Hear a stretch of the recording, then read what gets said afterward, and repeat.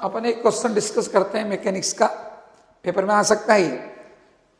एक सिद्ध करो एक प्रक्षेपी के सापेक्ष दूसरे प्रक्षेपी का पथ सदैव क्या होगा, एक सरल रेखा प्रतीत होता है। Prove that respect to one project the path of second project will be always in form of straight line. ये क्वेश्चन आपके आ सकता है। अब कैसे करते हैं इसको, तो बहुत आसान सी बात है। प्रोजेक्ट प्रक्षेप आप जानते हो, प्रक्षेप क्या होता है, जब किसी वस्तु को क्षैतिज से किसी कोण पर फेंकते हैं तो पृथ्वी के प्रभाव में जो गति होती है उसका नाम प्रक्षेप गति होता है। Whenever any object is thrown at any angle from the horizontal direction, then its motion under the effect of gravitation is known as projectile motion। सबको पता। तो देखो हमने ये दो प्रोजेक्ट ले लिए, एक तो ये ले लिया, एक ये ले लिया। इसको u1 वेग से फेंका अल्फा कोण पर, दूसरे को u2 वेग से फेंका बीटा कोण पर, अलग कोण पे जा रहे हैं। ये पहला प्रक्षेप है, ये दूसरा प्रक्षेप। ये फर्स्ट प्रोजेक्ट को हमने अल्फा एंगल पे, हॉरिजॉन्टल से अल्फा एंगल पे थ्रो किया u1 से, और इसको थ्रो किया बीटा एंगल पे u2 से। दो प्रोजेक्ट है।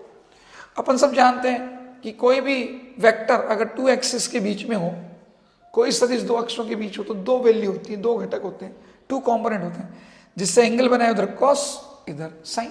तो देखो पहले वाले का x में cos, y में sin, ये लिख दिया मैंने हरे से, ग्रीन कलर से लिखा। ऐसे बताओ दूसरे वाले के भी cos और sin, ये आगे cos और sin इनिशियल है, तो ये प्रारंभिक वेग हो गए इनिशियल। अपन जानते हैं ऊपर जाएगा तो पृथ्वी कहाँ खींचती है, नीचे। क्या x में कोई बल लगाएगी का अर्थ, नहीं, x में कोई नो फोर्स, तो नो एक्सेलरेशन। y में नीचे खींचेगी तो वेलोसिटी में कमी आएगी, रिटार्डेशन आएगा। पृथ्वी का त्वरण कितना होता है बताओ, g। अर्थ के कारण एक्सेलरेशन क्या होता है, g। रिटार्डेशन तो माइनस लगा दी। तो ये प्रारंभिक वेग हो गए, ये त्वरण हो गए। इनिशियल वेलोसिटी होगी दोनों प्रोजेक्ट की, और एक्सेलरेशन हो गए, दोनों में सेम एक्सेलरेशन रहेगा। अब हम t समय बाद की बात करेंगे, क्योंकि प्रोजेक्ट ऊपर जाएंगे तो t समय बाद इनकी कंडीशन क्या होगी। जिस ऊपर जाएगा वेलोसिटी में कमी आएगी, यूं मुड़ेगा, ऐसे दूसरा भी मुड़ेगा, यूं जाएगा, यूं बेंड होगा। तो आफ्टर टाइम t की बात कर रहे हैं, टी टाइम बाद इनकी वेलोसिटी क्या होगी, टी टाइम बाद। तो बताओ टी समय बाद, तो न्यूटन की समीकरण लगाएंगे, देखो आपके सामने ये टी समय पश्चात आफ्टर टाइम टी। पहले के लिए लगाएंगे, बोलो एक्स डायरेक्शन में तो आप सब जानते हैं वी एक्स बराबर u x plus a x t, y में ही होता है।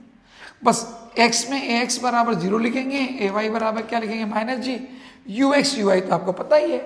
जैसे पहले वाले का एक्स में प्रारंभिक वेग ये रहा, देखो आप लिखा था ना, ये रहा प्रारंभिक वेग एक्स में, है कि नहीं है, एक्स में। वाई में प्रारंभिक वेग ये रहा, दूसरे का एक्स में ये रहा इनिशियल वेलोसिटी, वाई में ये रही। तो हम ये रख देंगे, वैल्यू आप पुट कर देंगे, देखो ये रख पुट कर दिया। ये प्रथम के लिए देखो एक्स में यहाँ यू एक्स बराबर u1 cos अल्फा, ए एक्स तो 0 है तो खत्म, बोलो टी टाइम बाद वेग आ गया। दूसरे का बताओ, ये u1 sin अल्फा, वाई में ए वाई बराबर कितना है माइनस जी, ये आ गया। दूसरे के लिए u2 cos beta, u2 sin beta लिख देंगे, बस आया कि नहीं आया। अब बताओ हमें प्रथम के सापेक्ष दूसरे का वेग निकालना है, एक के सापेक्ष दूसरे का।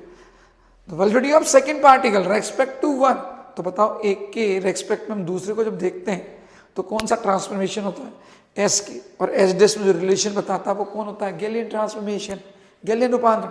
तो गैलियन रूपांतरण का यूज करेंगे भैया, एक के सापेक्ष दूसरे का वेग निकालना है। तो अब गैलियन रूपांतरण अपन सब जानते हैं, पढ़ा रखा आपको वही गैलियन ट्रांसफॉर्मेशन क्या होता है, सारे बच्चे समझदार है, सबको बता रखा है। गैलियन रूपांतरण वेग का बताओ, जाके देखो रजिस्टर खोल के, क्या बता रखा है बताओ, एस डेस प्रेम के सापेक्ष वेग कितना होता है, एस के सापेक्ष वेग और फिर निर्देश तंत्र का वेग। ठीक है, निर्देश तंत्र मतलब जिसके सापेक्ष हम देख रहे हैं, है ना।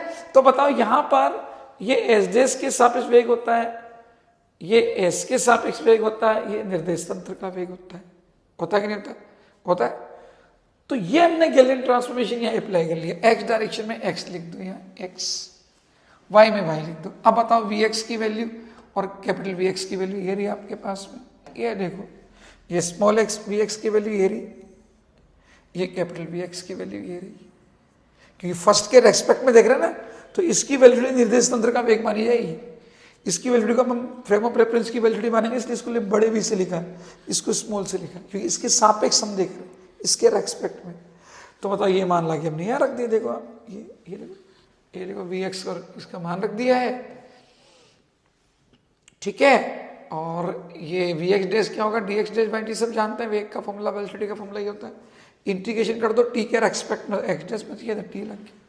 इसमें वाई दिशा में क्या होता है, वाई लगा देंगे, ये वाई लगा दिया, सबकी वैल्यू है अपने पास में, निकाली ना बनी देखो वैल्यू रही अपने पास सबकी value, small v x small v y capital value put कर दी और इसको लिख दिया डी वाई डेज बाई डी टी।